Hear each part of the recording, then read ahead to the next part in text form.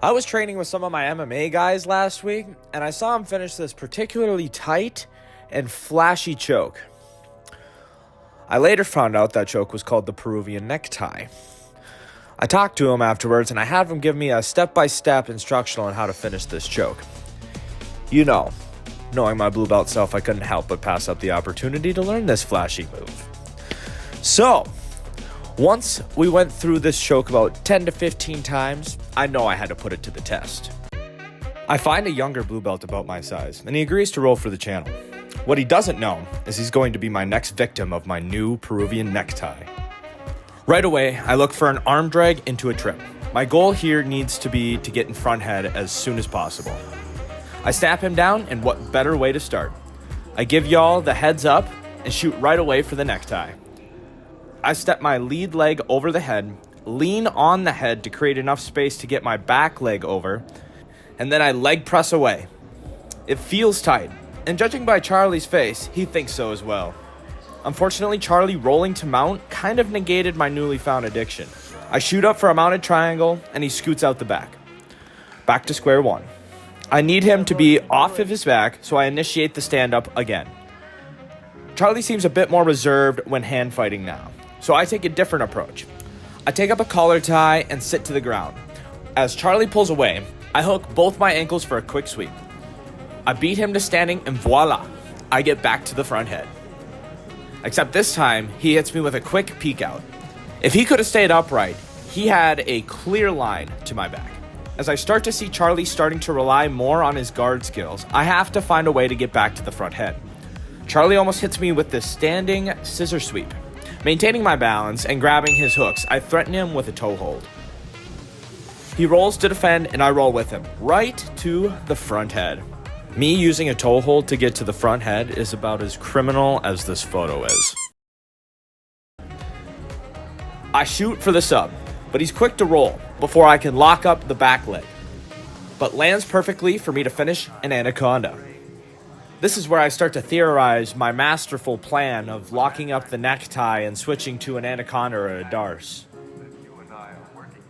I gotta get this sub. I reverse Charlie's throw by with an Uchimata.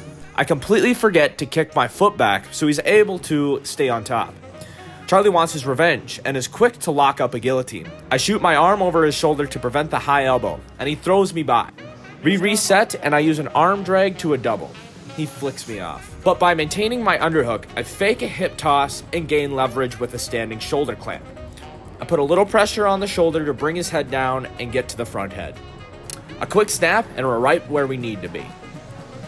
I start circling to his hip, and he rolls through. He's definitely had enough of the neckties. We settle in side control. I dig for an underhook. I grab a guillotine and sit back for a lat choke. I've never seen anyone defend a lat choke like this, but man, I gotta say, it's pretty solid. As we stand up for like the 5th time, I shoot for a single, and because he turns away, I can go straight for the back. This part's great, because instead of your basic back trip, I go for Charlie's imaginary third leg. Once I cleared, then I can finish my single leg.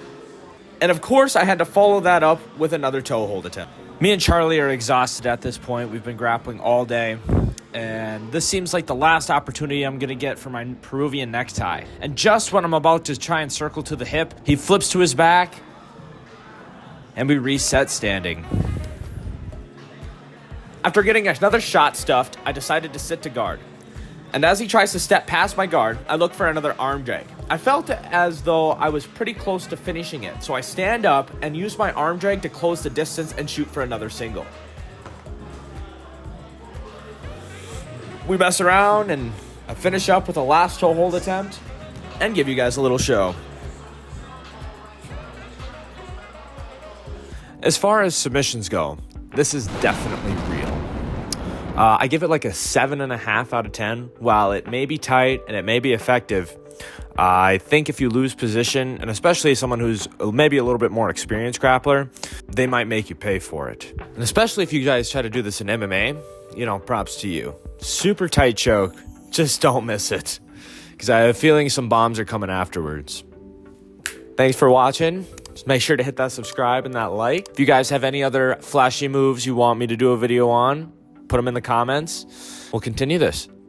Thanks for watching, guys.